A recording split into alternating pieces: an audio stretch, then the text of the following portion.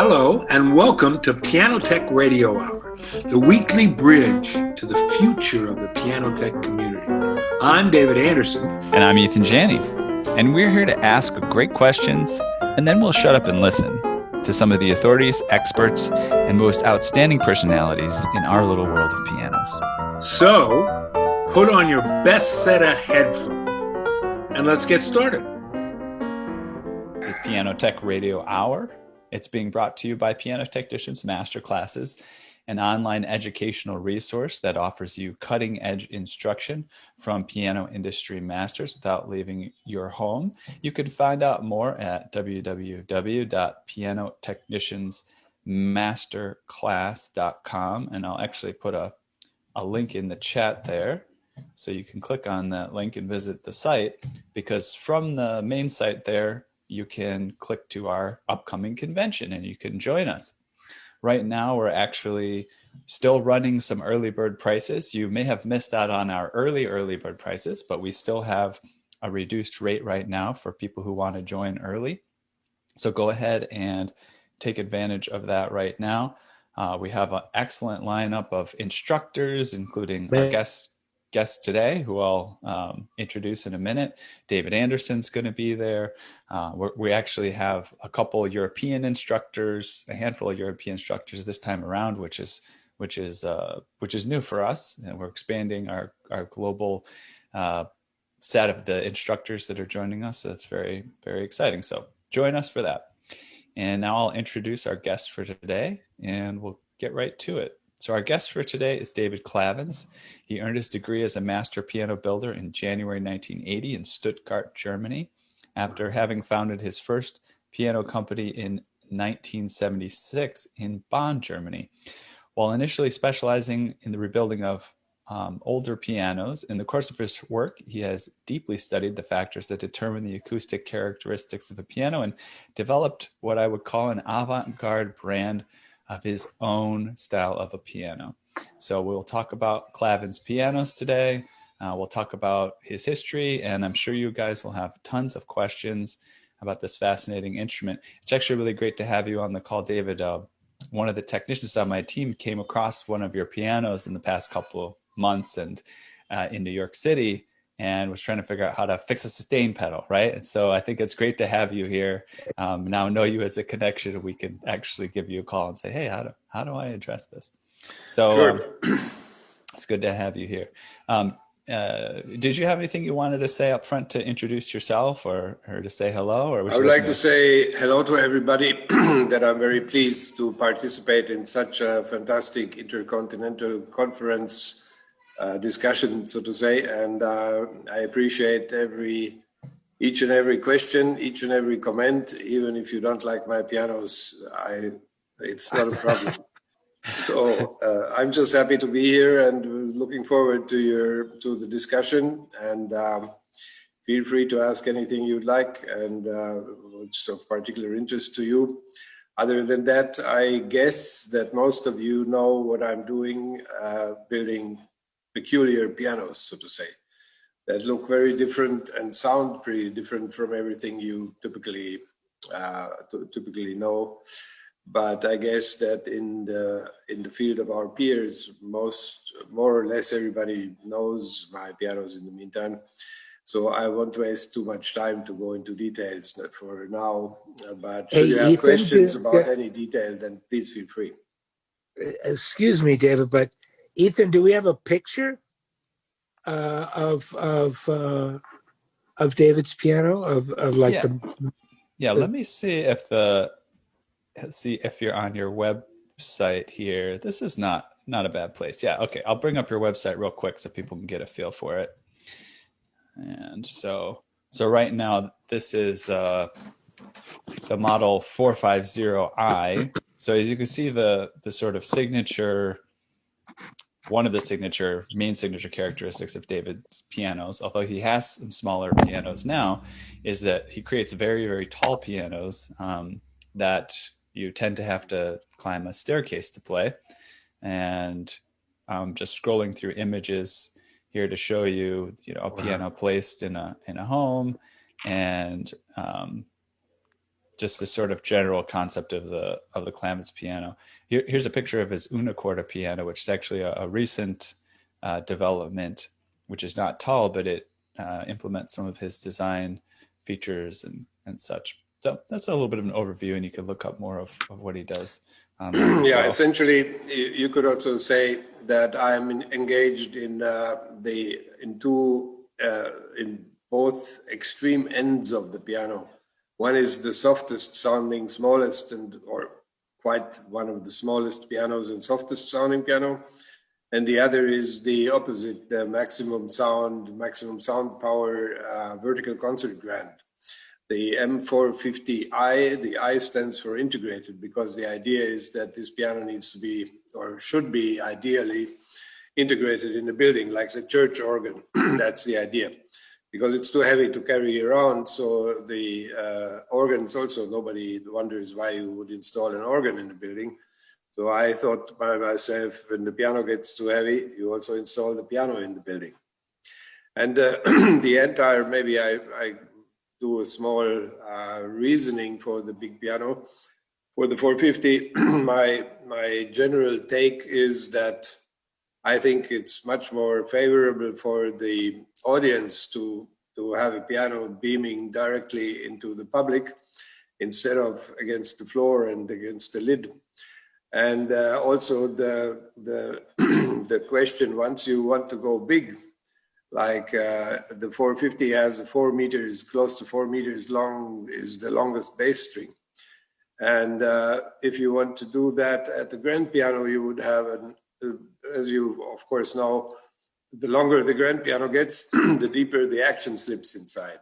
So if you would like this kind of scaling on a horizontal piano, you would have extremely long keys, which would make it very hard to play. At least virtuous playing would be close to impossible. If I build vertical, I can take essentially the same keyboard and action at any model, 3 meters, 4 meters, 5 meters. It's always the same action. It's just slipping upwards, so to say, when the piano gets bigger. And so the basic idea is to expand the soundboard to have much longer strings and thus thinner strings, which give a much more clear bass tone in particular, but also the overall dynamics of the piano are increased significantly. So that's the main idea, so to say, the ultimate concert piano. I myself, I like to compare it to the Formula One in pianos. So I deem every fine existing grand piano as fine limousines. But the Formula One, which is a piano that's strictly built by functional principles, function first, form follows function, so to say.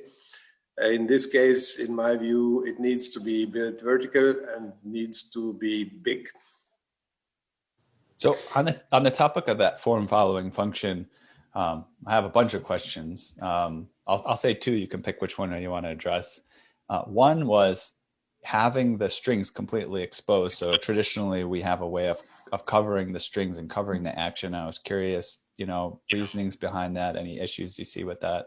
And the other one was just, we can get into it later too, how you decide then how long you want the keys to be, because then, it sounds like you have a little bit more discretion and you can decide how you want them to feel and construct those. But yeah, either one of those I think would be interesting to explore. Yeah, sorry, yes, to start out with the exposed inside, so to say, of the piano, I don't consider it any problem, so to say. Most, let's say, typical housewives, they would ask, yeah, but how about dust? If you have the piano open, everything can be, dust can settle everywhere. And that's not really a problem because you can dust it off, first of all. Second, if you've surely seen a lot of pianos from the inside. The casing of the piano doesn't prevent it from getting dust inside. So the older the piano you open it, you will have maybe half an inch of dust at the bottom. So that's not really a problem, and it never has shown to be any kind of problem or whatever. No client of mine, let's say, has so far complained about it. And the point is that it's much more favorable for the sound. As we know, the main so to say, amplifier of the sound is the soundboard. And if you pack the soundboard into a box by casing the piano, then that, in my view, is a disadvantage. It has no advantages whatsoever. It was made basically the furniture, so to say, part of the piano was a necessity when the piano was developed, for sure. I mean, you cannot imagine that 100 years ago or even 150 years ago, anyone would have accepted such a piano like my own Accorda, for example, or the 450. People wanted to have it look neat, to fit into the style of their furniture, etc. But the most important, or the more important question, maybe more interesting, is about the, the keyboard and action definition. And I basically have compared, or in the course of my work, I compared a lot of pianos, grand pianos, all kinds of touch, let's say, characteristics. And I came to understand that you should not have a key that's longer than absolutely necessary for the sake of a fast action. I mean, we know that the upright piano action tends to be somewhat slower anyway than the grand piano action, though it must not be, because if you adjust the action by specific parameters, it can, no pianist can ever outplay my piano actions, or haven't ever. I don't know, maybe someone comes along at some point, so to say, by means of speed. The only thing is that the pianist needs to lift the fingers higher. Of course, the repetition of the upright piano action, at least if we talk about the traditional piano action, then of course you cannot, the repetition isn't that deep in the touch, so to say. You cannot lift the key just 3 millimeters and then you can hit again like with the grand piano. So naturally, it's more finger work for the pianist. He needs to lift his fingers higher, but that's just a question of diligence, so to say, and a little bit more work. And I came to understand that a key length of 410 millimeters, which I have actually, which I utilize. So explain that again, David. Which part of it? What part? The upright versus grand action kind of differences, or David Anderson? What was your clarification you were looking for? I don't. I'm trying to picture how is the piano on is the action on the 450 basically an upright action? Yes, yes, it is an upright action. It has to be one, because naturally the piano is a vertical piano. And although I'm aware of some inventions and experiments with some modifications of the upright action that that could possibly, or that are meant to speed up the action to make repetition faster, I'm not sure. I mean, I haven't played every of these options, but one thing is for sure that the more elements like springs you include in the action parts, the more resistance you also have when you touch the piano. So in a way, it may speed up the action. On the other hand, it's maybe counterproductive because it could make the touch too heavy. So too resistant. Yeah. Yeah, too much resistance. Like, for example, typical, you see it also at some old pianos, but also Sauter has invented such a spring behind the jack.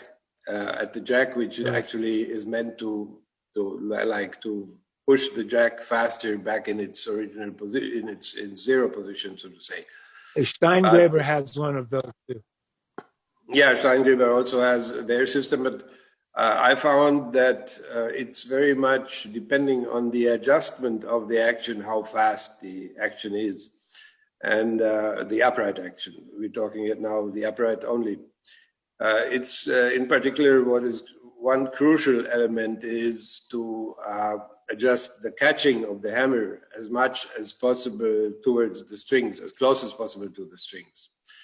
because that serves for repetition significantly. The more the hammer falls backwards, the more, of course, you have to let the key off to hit the tone again, so to say, to have a fast repetition. And if the catching happens too far away from the strings, let's say like more than half or even half is too much, then definitely the repetition becomes too slow. If the action is adjusted the way that you have the catching like 10 millimeters in front of the strings, then it's no pianist can outplay that by means of speed. I mean, nobody gets a problem by means of most virtual playing, so to say.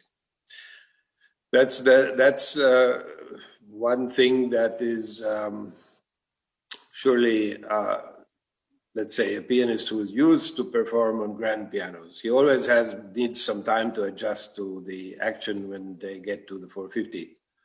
But every pianist so far has accomplished it, and most pianists cherish the sound quality and the sound dimension that the 450 offers much higher than the little disadvantage of having an upright action instead of a grand action. So to say, you can't have it all. I'm fascinated. Some compromise somewhere you have to make. So I'm fascinated to hear some of the comments that the players make in terms of the tone and the aural, the sonic bubble that piano creates. Yeah, the most pianists are totally surprised because before you experience the 450 live, it's hard to imagine the sound dimension, so to say.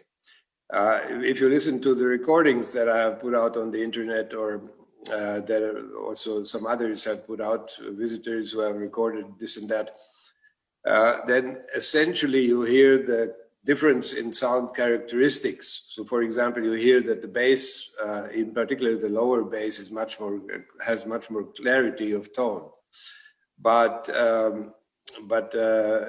you cannot, for example, if you listen to whatever audio system, and you have a max peak for the music you listen to, and you compare any traditional piano recording, and then you compare the 450. If the max peak it's maxed out evenly, then of course you cannot really hear the difference in that the dynamics create, the difference in sound dynamics and sound power. But and that's what's surprises pianists most, is the power of sound altogether. And then also the carrying tone. The tone is, of course, because of the large soundboard and the long strings, the sound is more carrying. And the appreciation actually of the rather warm tone, regardless how hard you hit it, that's also one regular remark of pianists, one regular compliment, so to say. And of course, as we know, sound is in part, it's a matter of taste. Of course, if you have listened all your life to your favorite piano and you love that sound, you will always have sort of a little problem to switch to something else and appreciate that the same way. But what I have experienced, not only with the M450, but also with the un'accorda pianos, typically, the longer the pianist plays, the more excited he gets. And in the end, you have to pull them away from the piano, otherwise they wouldn't leave. So, I mean, I'm surprised myself, actually, how positive the perception of the un'accorda in particular worked out.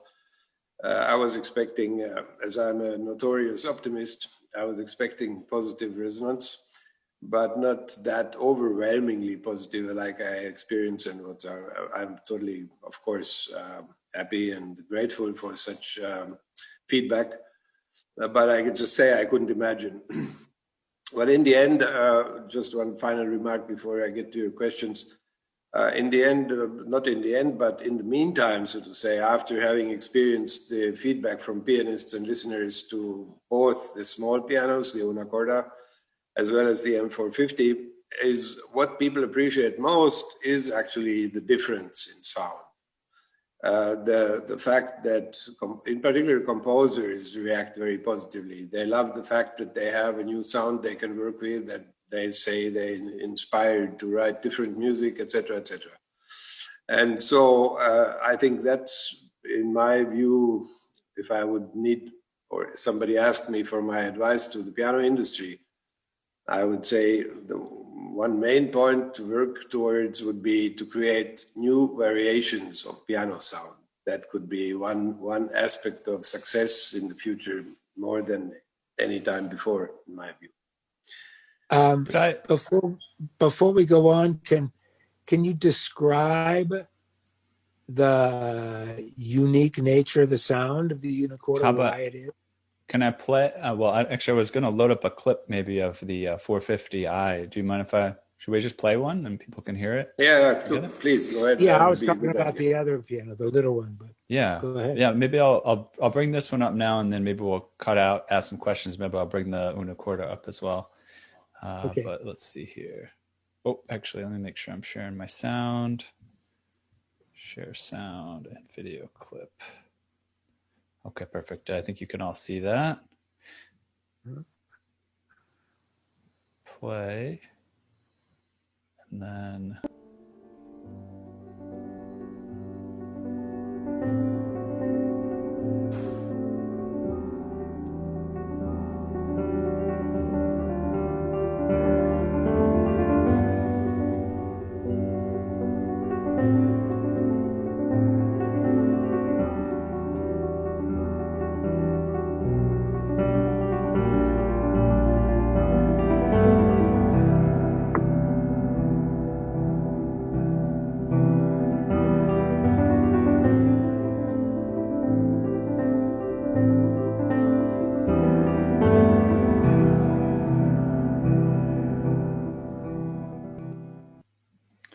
I'd love to listen to that more. Yeah.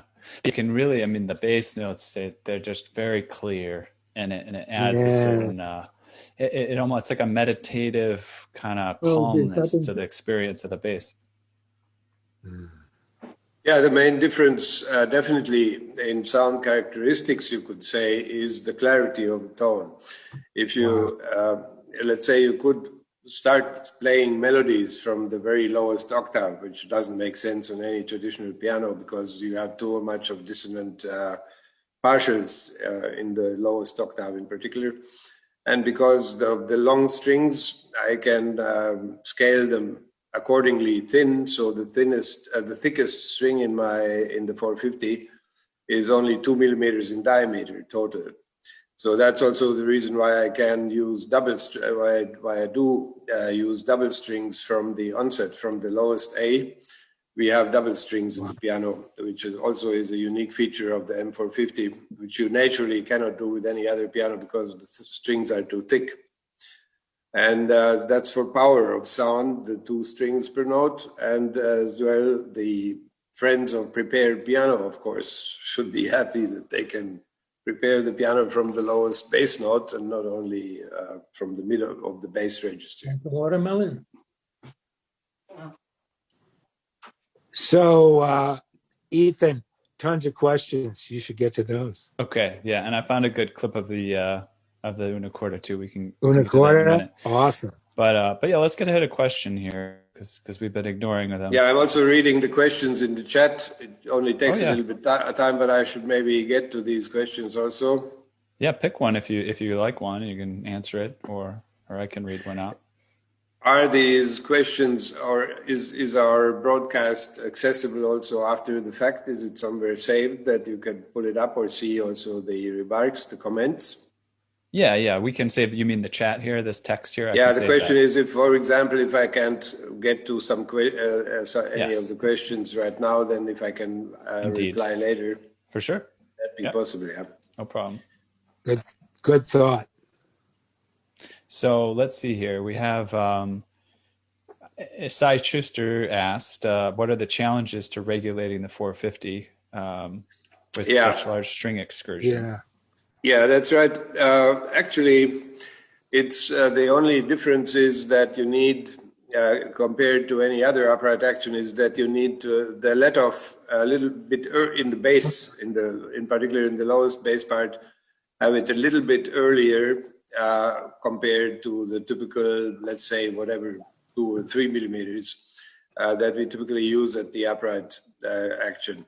So that is a slight disadvantage if you want, but again, the advantage in sound quality and altogether, so to say, the gain in the sound experience definitely pays off for that. And next question. Next question is, since vertical action, what do you use for jack return? Yeah, is it just the traditional little sort of funnel-shaped coiled spring? Yes, the traditional springs, but I make sure that they are. We sometimes put somewhat higher tension on the springs than typically, or let's say typically they are in an average tension, and you can leave them alone. But if you add a little bit of tension by expanding those somewhat, let's say, until the limit where it makes sense and where it's also possible without bending or, let's say, destroying the spring, that definitely helps. I am thinking about magnets, and my life long, I would say, I was pondering on action improvements, and presently, actually, we are working on the prototype of a composite material action, which I hope very much that we will be finalizing the tests within this year. Composite material action, which in particular will get rid of the traditional pin and bushing system. Instead of the pins and bushings, my action will utilize plain bearings like they are used in machinery. And that's a concept that, in my view, should have been invented a long time ago, but regardless of the inventions that, I mean, Kawai does the ABS action, for example, but they still stick to the pin and bushing system. That, I think, is a big disadvantage. As we all know, the bushings tend to grow, let's say, if you get in humid circumstances, or they tend to wear out. If somebody is playing very diligently, like 5-6 hours a day, then the pin bushings is the first thing that wears out. And so with the new action that we are working on right now, excuse me, prototyping right now, I am thinking of a magnet system for speeding up the jack movement. That could be a very, that's definitely possible. In particular, if you do we're, let's say, investigating several paths to produce the action. One way may be 3D printing, which allows the extreme variety of modifications and combinations of things and materials, etc. Depending on the final outcome of how we decide that the production of the action would be most, let's say, reasonable, also viable by economic considerations, then it remains to be seen what can be implemented or not. So, but that's a side note at this moment, talking about the jack.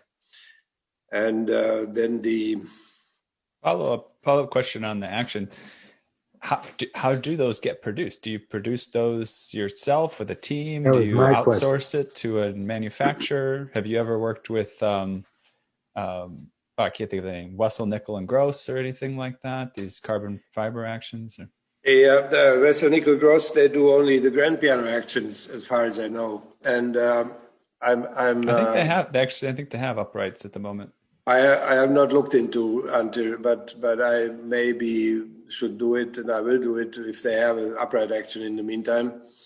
With their grand piano action, I'm very dissatisfied. I would not recommend it and not use it. I have worked with those actions. That's why I know, in particular, that Hungarian piano project for which I was invited to Hungary, and how I got to Hungary and got stuck there, so to say, for 4 years. They used they switched from Renner actions to Wessel-Nickel-Gross at some point. And there's my main critique with the Wessel-Nickel-Gross action is that the repetition lever is way too soft. The construction of the lever, how it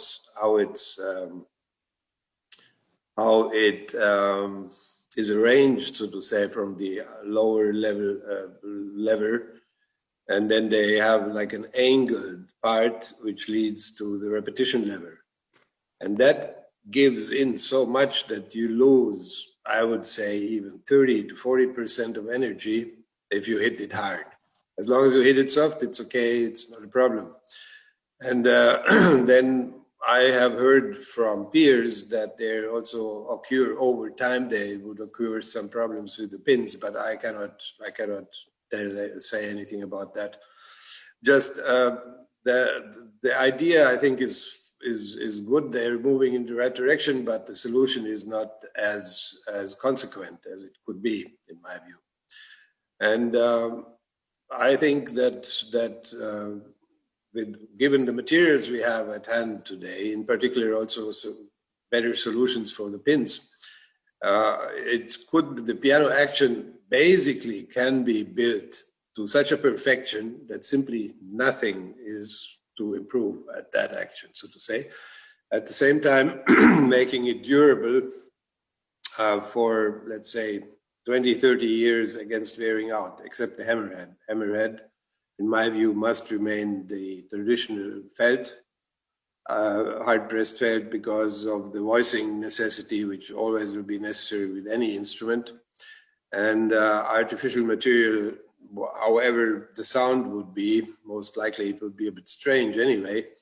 But if you imagine any kind of synthetic material for the hammerheads, I doubt that it would ever be possible to voice it like typically you can do it, or have to do it with the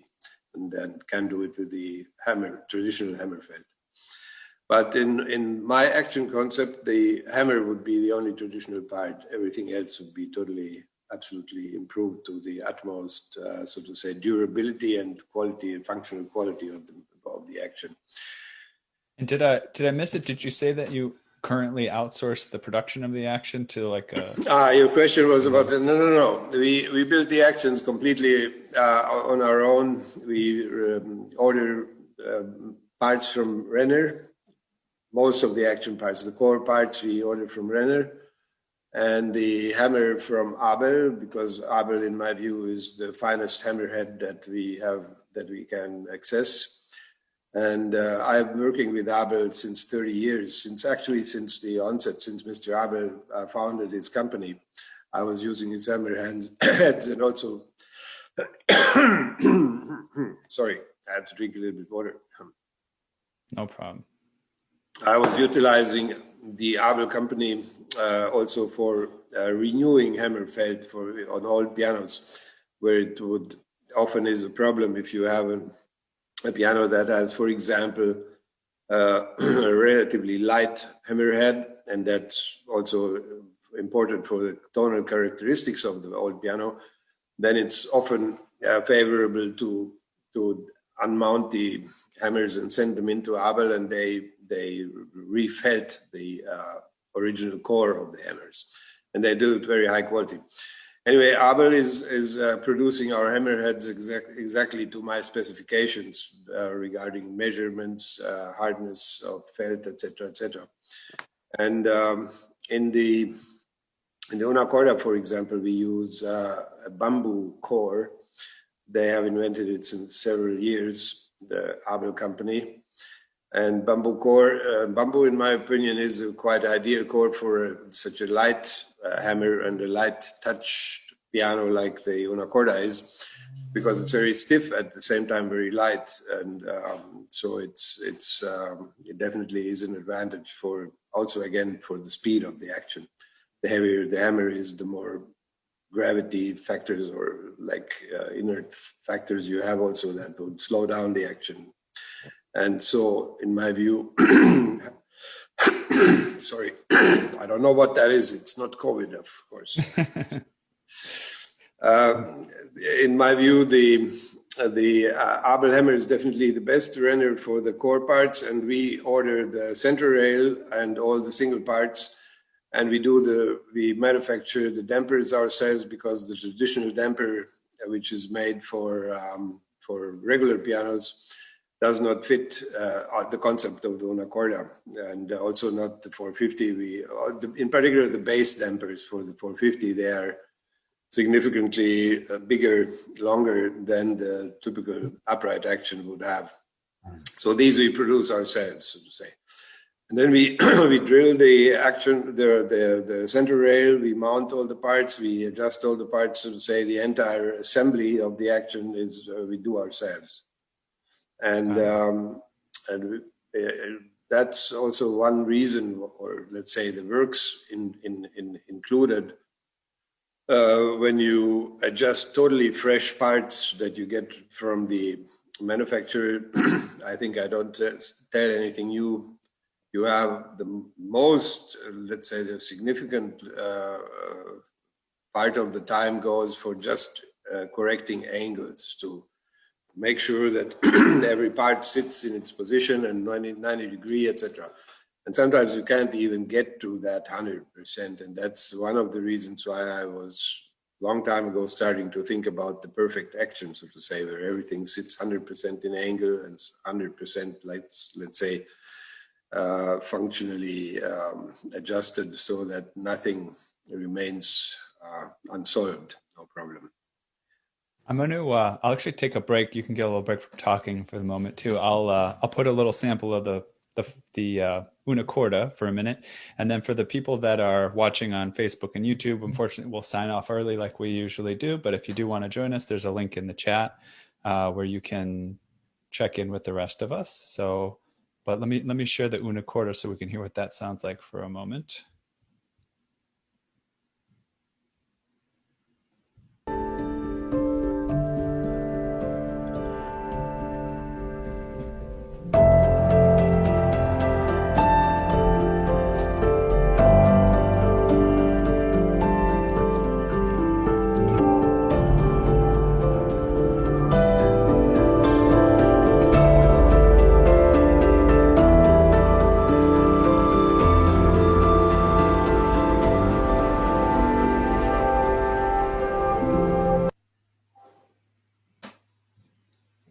So yeah, that was the sound library, and of course the basic characteristics you could hear there also with the sound library that was sampled by Native Instruments, but it's not the natural sound, is somewhat different. There's quite a lot of recordings with the natural sound out there too.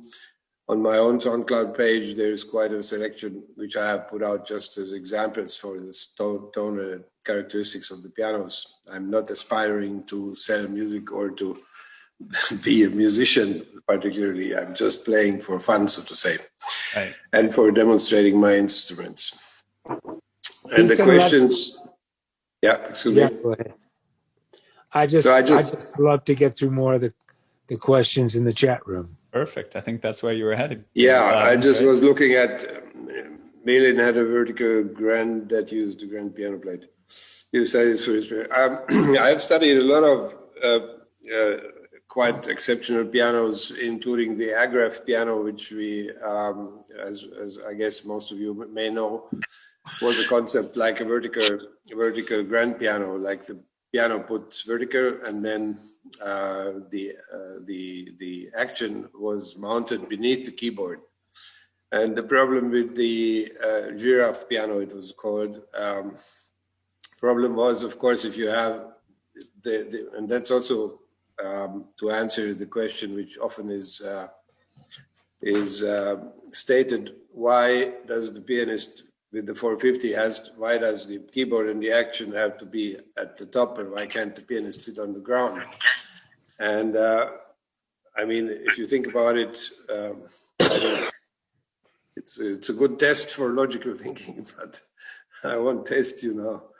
But the point is, if you want to switch the position, then you can switch everything around, circling around the hammer striking line as the axis.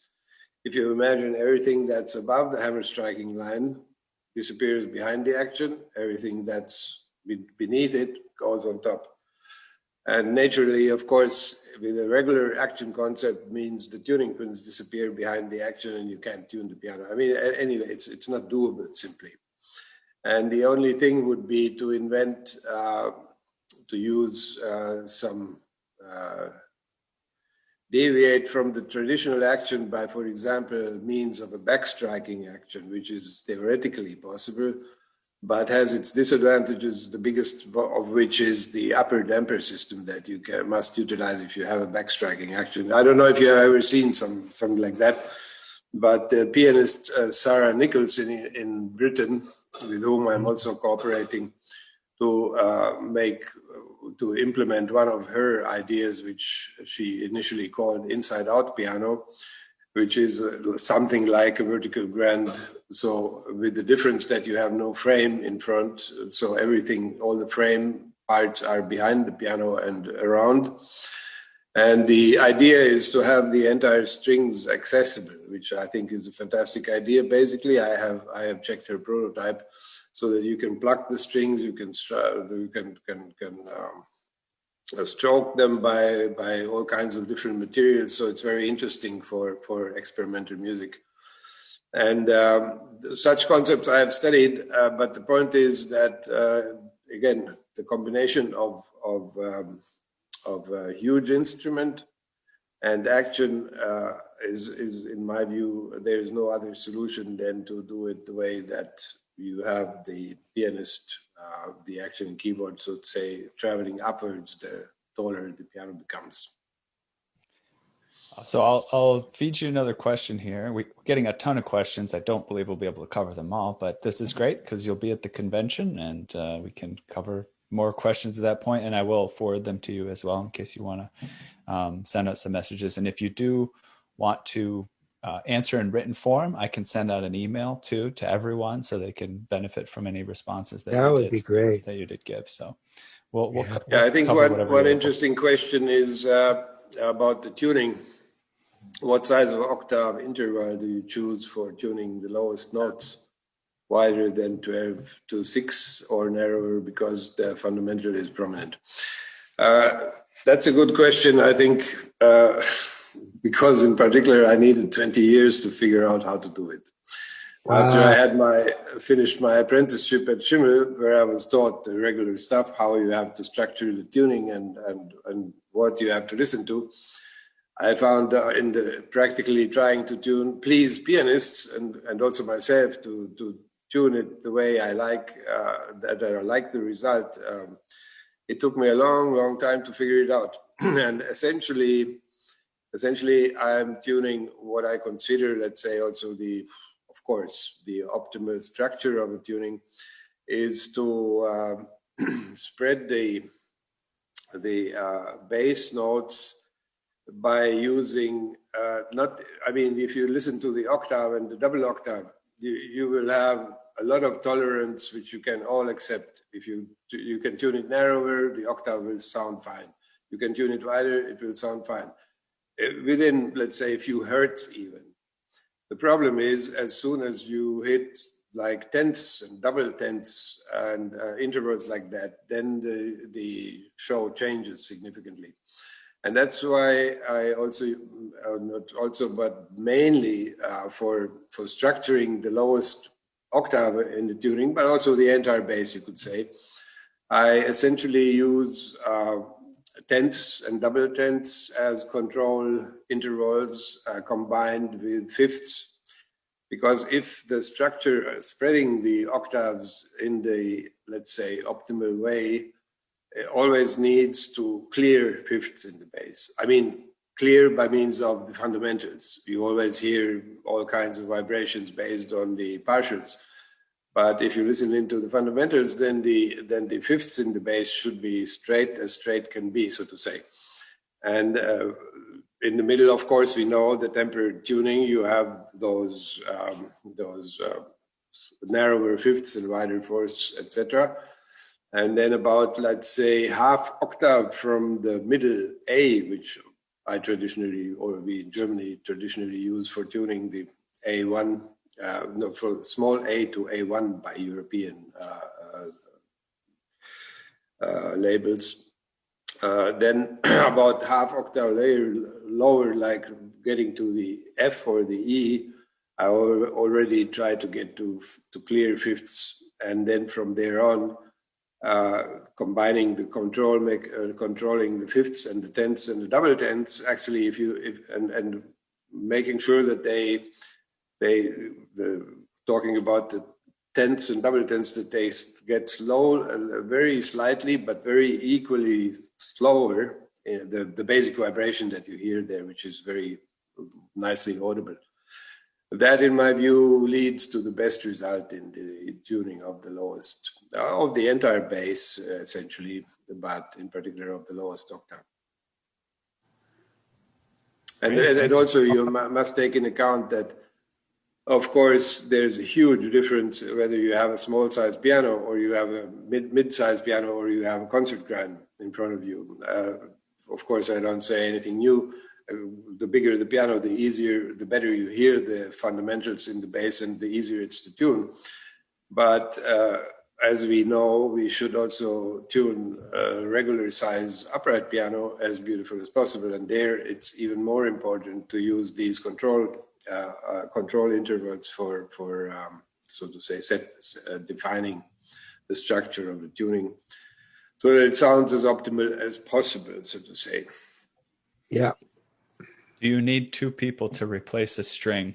That was a question that went directly to me. Yeah, that's if you want a disadvantage, but it's not a big disadvantage because you just need an assistant who keeps the string on the H pin. Yeah, while the maestro himself or somebody is putting it on the. When we string the pianos, by the way, the M450 we string it while it's horizontal. Of course, it would be much more. It's much more difficult to do that while it's vertical. So the process of building the 450 is until it's stringed, it's horizontal. Once the strings are on, then we put it vertical and install the action keyboard. By the way, I could also, at this point, maybe I could show the. Oh yeah, please do. Audience. Here is a little bit of maybe you should take a drum solo. Yeah, here's also one of my team members is a musician and loves to improvise sometimes with some other musicians. That's why we have such stuff here. And this is 88 key una corda, which is close to being finished, which will go to Denmark. And here in the next space, you see the actual M450 we are working on. In front of it is a small una corda. And this is the next big one. Here you see the basic arrangement of parts. Nothing's fixed yet because this particular piano, and at the corner, if you see there, you see the strings, the bass strings hanging from the ceiling. Wow. So there, yeah. Who makes and you make your own bass strings, correct? Yes. Here's our string winding machine, not stringing machine, but string winding machine.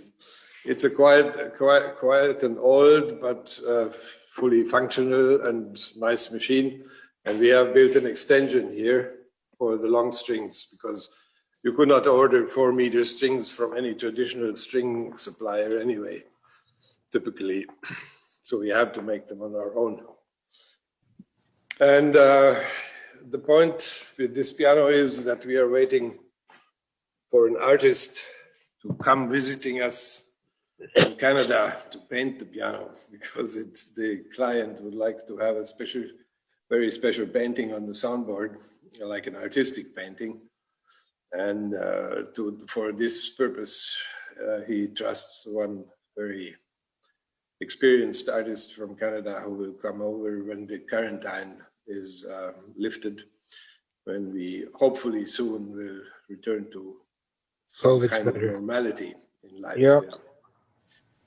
Let me ask a quick question here. I've been wondering, in the process when you were early on and you decided to start actually designing your own pianos, did you feel quite confident about that? Or were you kind of like, should I really even do this? You know, what was the process? Did you have a lot of certainty around it? You just knew that's what you were going to go? Or did you kind of think, hey, well, am I kind of wasting my time going in a different direction here?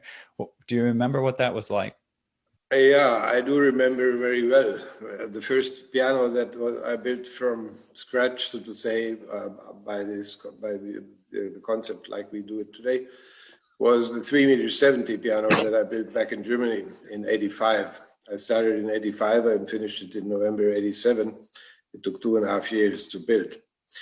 And I remember very well that I was extremely enthusiastic because I wanted to hear the result, and I was confident that the result should be, let's say, at least getting close to what I was envisioning. And while everybody around me was more or less laughing at me, I must admit, my own brother, who was also helping in the company back then, he's in heaven in the meantime, but back then he was a very pragmatic guy, and it was very good for managing the company while I was high flying with my projects. And every time he saw me working on the big piano, he said, "Mister, what do you do?" We call each other Mister because of some family background story. "Mister, why do you waste your time? You know, nobody needs this. Nobody wants this. It's a behemoth. Whatever, it will be spectacular, but it's doomed to fail, so to say." And I never listened to that. I was pretty sure that it makes some sense. I had no idea how that would finally turn out to if I ever could establish such pianos, if that ever would be a continuation would be possible, because when the piano was introduced to the public, then there came some newspapers. I mean, you know, back in '87, there was no internet, no possibilities for self-promotion of any kind. And so some newspapers came, some TV stations came, some radio stations, and I was pretty excited that I thought, yeah, maybe now somebody listens to this and supports this line of work. But it fizzled out. Nobody really understood where it goes or where it should go. And really, in the end, I found out that I built the piano 25 years too early, so to say. Because actually my work picked up only from, you could essentially say, from around 2010 again. Fascinating. Like 10 years ago. Fascinating, man. And you're just working in this shop primarily? Do you go out and work on other types of pianos nowadays, or pretty much focused on your own things? No, I have no capacity to, or let's say we could theoretically expand the workforce and work on regular pianos, but that would be I don't think it would be a distraction actually from our core business. Our core business is building the Unacordas and the M450. And actually, we have a nice constant flow of orders. So when we send one piano off, then the next order comes in. Has been the last years like this, and I expect rather maybe an increase of orders in the course of time when the piano gets more popular. And so we would focus, definitely, I want to focus on building our own instruments. Also because we have a pipeline of new prototypes that will, again, have different sounds from the instruments that we built so far, from the Unacorda and the M450. And I don't even see an end regarding, considering all the ideas I have, what kind of modifications could make sense and would be fascinating and interesting to build. The prototype, that's where I would like to use the resources, the human resources we have at hand, and also the financial resources. That's my specialty, and I want to focus on that and nothing else. Let me cut in here. We got 3 or 4 minutes left. So another jam-packed session with lots of questions that will at least go unanswered for the main session. I will forward them to you. And just to remind people, if you did want the record of the chat for any reason, I did discover that if you hit the 3 dots, the ellipsis at the bottom of the chat window on the right, click on that and hit Save Chat. After you hit Save Chat, it'll up in another thing that you'll say show it in the folder where it saved it. So you can click on that folder link and show it where it saved it on your computer. So within the chat there, just to remind everyone of the links that we've added, we added a link so you could sign up for the convention, which David will be teaching at. We put a link to a feedback form. So if you particularly appreciated this session or had anything you wanted to share about it, you can fill out the feedback form. And also to give a shout out to our sponsors, you can click the links to check them out. Schadermeyer Celesta is another gracious sponsor of this upcoming convention, as well as Piano Buyer, a return sponsor. So make sure to check them out and patronize their goods, services, so forth. We got about 2 minutes left here, and I'm just curious, like, did you have anything on the closing, David? Yeah. Yeah, I just wanted to say this was fantastic. This is what craftspeople need. They need a boot in the ass and a pat on the back at the same time, which is kind of what this was. You know, constantly, this is the way life is. So maybe our craft should be that way too. Life constantly challenges you to stay humble, to stay grateful, to stay moving forward. And your craft should too. And so I really have a tremendous amount of respect for you for... Thank you, David. For just saying, the hell with it, I'm going. I have a vision, and I am going to manifest my vision. That takes a lot, especially in this weird, bizarre little world of pianos and crazy people. So, honor to you, blessings on you, brother. Thank you so much. And we had as many questions as we've ever had, so I invite you back anytime you want to come, because people obviously have tremendous curiosity about what you're doing. Yeah, I would be happy to come again to join your intercontinental meetings whenever I can afford it. And of course, we could only scratch the surface today, but I think I hope it was interesting. And I will definitely get back to the questions that I couldn't answer now in writing, by email, or in any way. Thank you, David. Excellent. Ladies and gentlemen, David Klavins, maker of some of the most unique and, precision crafted, spectacular instruments in the world. Cool. Thank you. I will sign us off here in a moment. David, just so you know the way it worked, we just clipped the Zoom meeting pretty much right at an hour or so. So you and I can connect later and planning for the convention. I'll forward these comments to you and so on and so forth. But if you had any other parting words, let us know.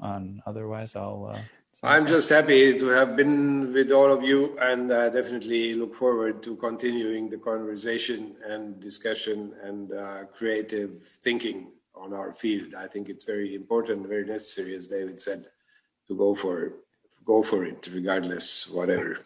Excellent. Well, you are now part of our family. So great. Yes. Thank you. Highly appreciate. Thank you very much. Excellent. All right. See everyone later. All right. Bye-bye. All the best to everybody. Bye-bye. Yep, you too.